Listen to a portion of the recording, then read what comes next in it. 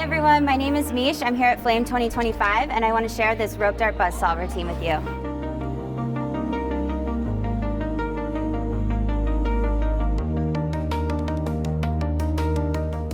So the move has 3 parts. It involves a reel, an Eiffel Tower cradle, and a buzzsaw motion.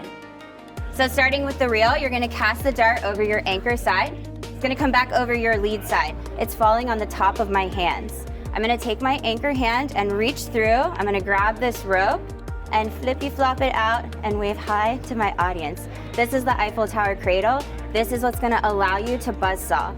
You're going to want to pull this tight so that the dart is as close to the rope as possible, because when you lean back, you want to make sure that you're not hitting yourself in the face. Couple things to note about this is that it's not something that you can do continuously because of the cradle. So at the end of this, you are going to have to reverse that direction, and then you can do your toss out to the side. If you want to add a little bit of flair, you can do your reels. You can do your Eiffel Tower cradle, wave hello, do a couple spins, strike a pose, and lean back, and then reverse. Boop. And that's the trick. Thanks so much for watching. I hope you guys have a good one.